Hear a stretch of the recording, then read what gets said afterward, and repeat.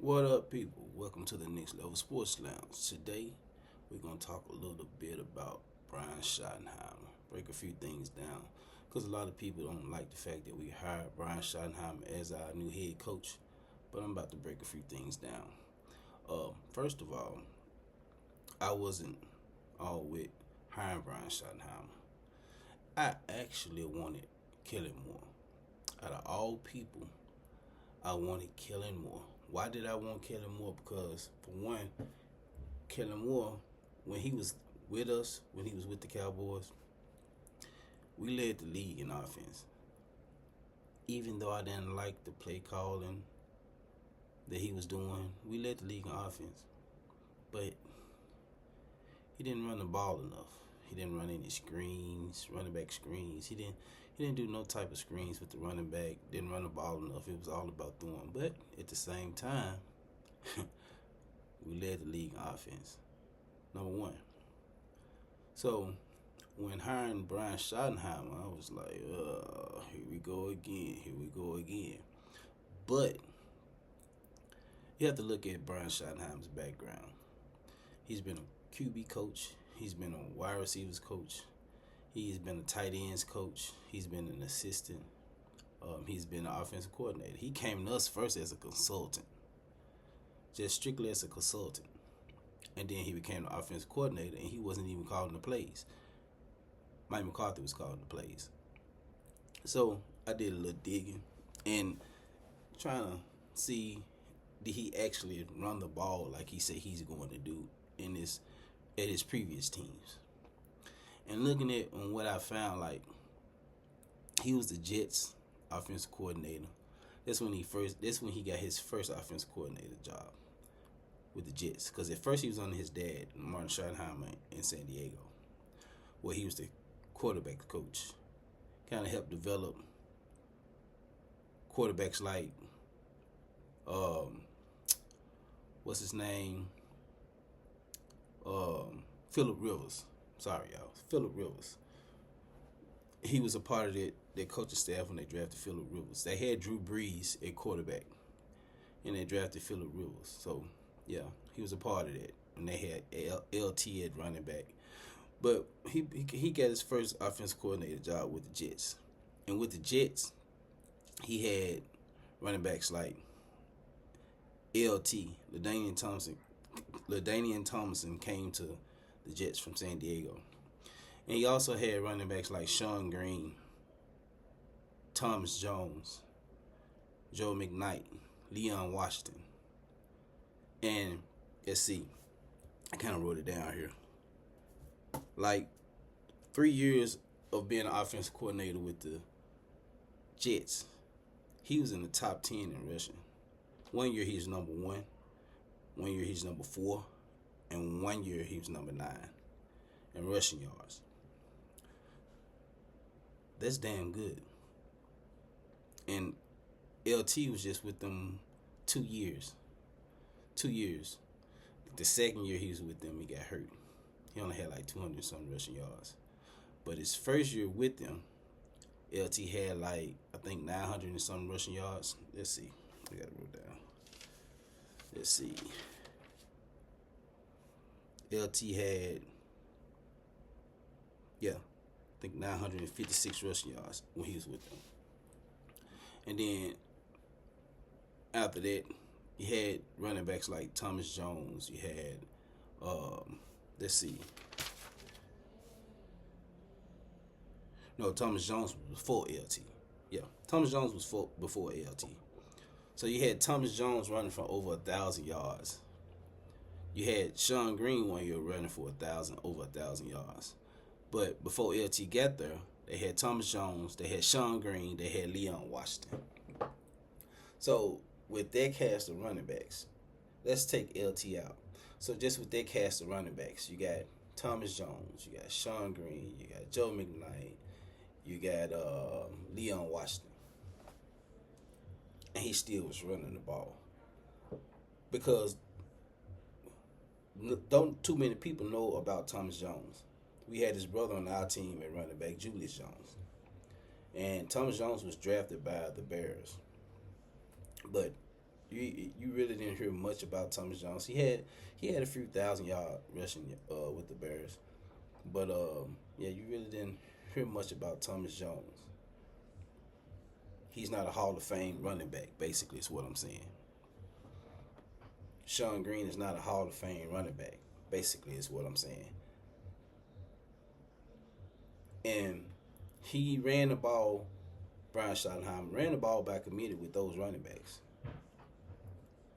Even though a few years Thomas Jones had over 1,000 yards, he still ran the ball by committee. That's what folks really ain't paying attention to. He ran the ball by committee, and he was good at doing it. It's always good to have fresh legs out there. And even run the ball by committee, even when he went to Seattle, he ran the ball by committee. I'm sorry.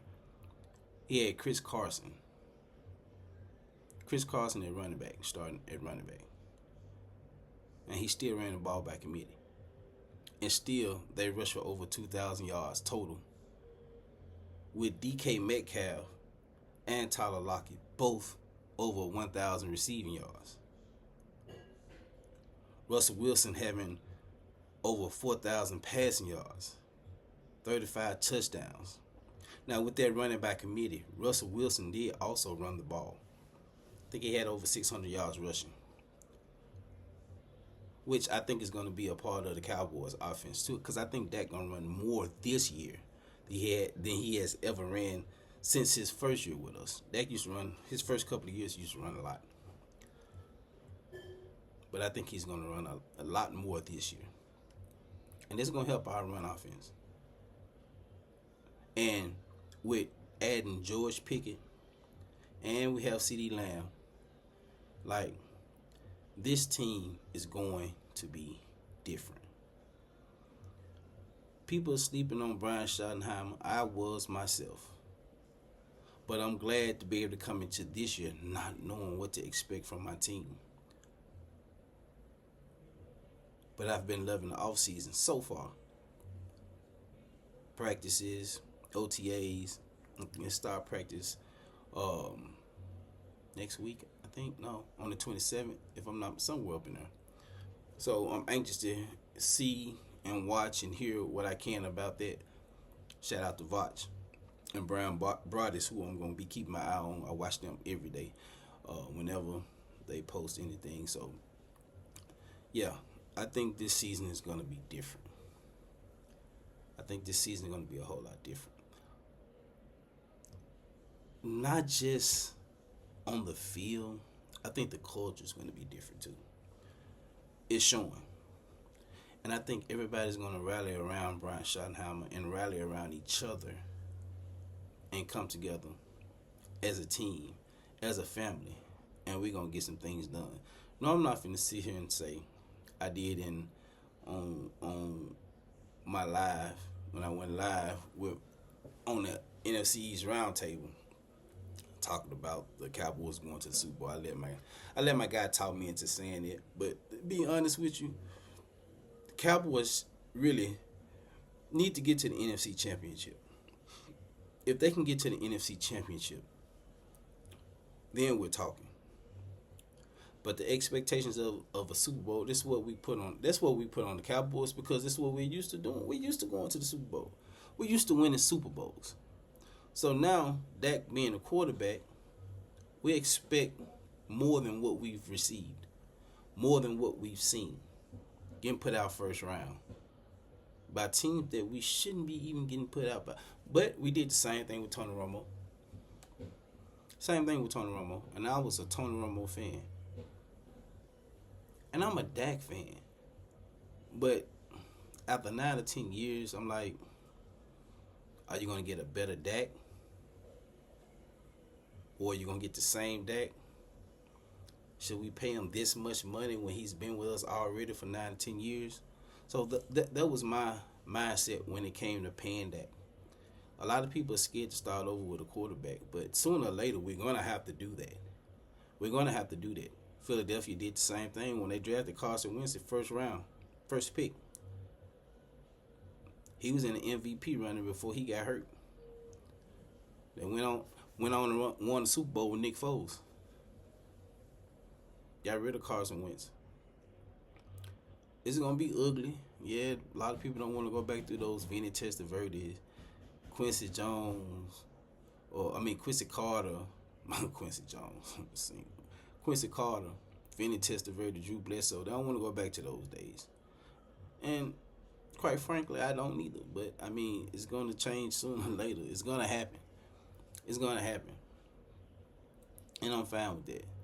But the thing about it, if Dak can win a Super Bowl, everything that has been said about Dak, won't nobody be able to say anything.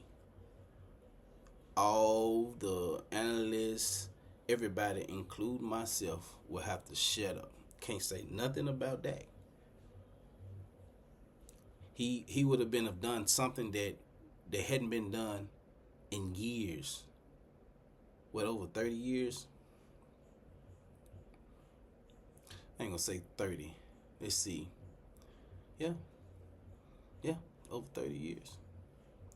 He would have done something that Tony Romo couldn't do. He would have done something that Quincy Carter couldn't do. He would have done something that no other quarterback has came in and been able to do other than Troy Aikman. And that would be win the Super Bowl. So everybody would have to shut up talking that negative stuff about Dak Prescott. I finna say Tony Romo, about Dak Prescott. And don't get me wrong, Dak Prescott is a good quarterback. Certain situations, it just piss me off. Just like certain situations piss me off about Tony Romo. It was a lot of situations that pissed me off when it came to Tony Romo. When it comes to Dak. When it comes to the play calling from the coaches. Mike McCarthy was the worst in play calling. The worst. Even though Brian Schottenheimer was our offensive coordinator, he wasn't calling the plays. It was Mike McCarthy.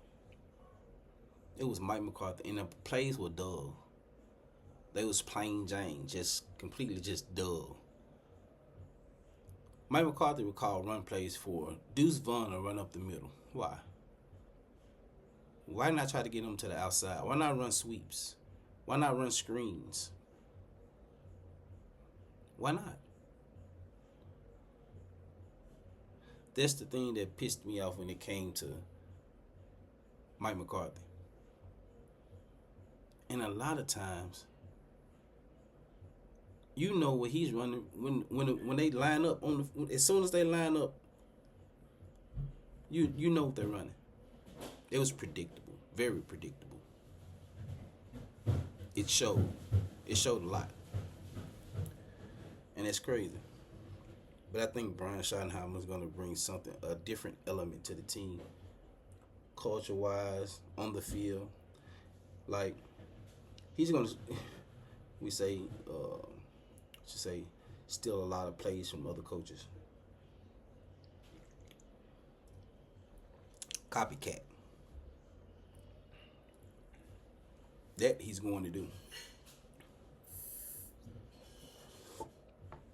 But I'm fine with that. If you could take a little bit from Sean McVay, if you could take a little bit from Kyle Shanahan, if you could take a little bit from Detroit, old offensive coordinator that's with Chicago now. I can't think of his name, but yeah, I wanted him. I didn't want Aaron Glenn though. Detroit's defense was very suspect. I didn't want Aaron Glenn, but I was all for trying to bring in Rex Ryan. But anyway, yeah, this team is gonna be totally different. It's gonna be totally different, and I'm sold on Brian already. I would rather be sold on him now than try to wait and try to be sold on him. To get myself hyped for the season because of the disappointments in the past. I have to sell myself on what I've seen, what I've heard, what we've gotten. The off season, the draft, everything. I'm drinking that Kool-Aid. I'm drinking that Kool-Aid, as they say on the Players Lounge. I'm drinking that Kool-Aid. And me personally, I have to get myself prepared for the season because my guys, I have guys that's Eagles fans. I have guys that's Giants fans. Like, I have to get myself ready for the season. And this is how I get myself ready for the season. Even when I know that our season gonna be down, I don't miss a Cowboys game. I watch football all day Sunday. I watch football Monday night, Thursday night. I don't miss a Cowboys game at all, at all. I line to have two TVs on at the same time with the Cowboys on. But yeah, don't miss a game. So season, everything is coming around. It's right around the corner. Right around the corner. And we're gonna see a lot about Brian Schottenheimer. At least those first, you should be able to know what you got within the first 4 weeks. I say the first 4 to 5 weeks, you should know what you got. I'll be able to tell the first game of the season. It's not about us winning. Oh yeah, I know now. Now it's about what I see on the field. They can lose. They can lose by 7. They can lose by 1. They can lose by 6. But you're gonna see what type of team you got their first game. But you'll really know what you get within the first 4 to 5 weeks. You'll know what you got. You'll know what Cowboys you got within those first 4 to 5 weeks. And I'm so ready for it. I'm so ready for it. But I think Brian Schottenheimer he's I think he's different. Coming from being around his dad, Marty. So Brian Schottenheimer, I think he learned a lot, not just from his dad, just from being around the coaches, period, from the time he was in college, from the time he was in high school. This is something that he grew up being around. So, and this is his first time being a head coach. So I think he's bringing a lot of different elements to the Cowboys, and I'm anxious to see it. I'm anxious to see it. I got us winning at least 12 games. A lot of people say, you reaching. I got us winning at least 12 games. At least. I see us winning at least 12 games. And this is one of the toughest schedules that I've seen us have in a long time. We got a real tough schedule. I see us winning 12 games, though. Like I said, I might be wrong. But in my gut, I see us winning 12 games. And that'll be good for the season. 12-5 will be good for the season. And if we can win more, that is just extra pudding on that banana pudding. You feel what I'm saying? But I'm ready, and I will be. To those who want to tune in, I will be doing like a little watch party on Madden, like a few days before the Cowboys play the Eagles on that Thursday night. I'm gonna cut on my game on the new Madden, and I'm gonna have the Cowboys playing the Eagles in Philly, simulate the game, probably do like 10-minute quarters and just let it play. And I have my wine or whatever I might be drinking, and we'll just sit there and watch and see how that goes. Just something extra just to do until football season actually start on that Thursday. But that's something I will do, and I will do it live. So y'all make sure y'all tune in if you can. Make sure y'all like, subscribe. Like I said, this is the Next Level Sports Lounge, and I will be bringing you all more content. I've been very busy within these last few months. Me and my wife trying to get some things together, business-wise, baby-wise. So, yeah. But like I said, y'all tune in. I got plenty more content I'm bringing to y'all. I will be live a lot more. And like I said, I'm Lord. This is the Next Level Sports Lounge. And y'all make sure y'all like and subscribe. And I will get back to y'all. Peace out.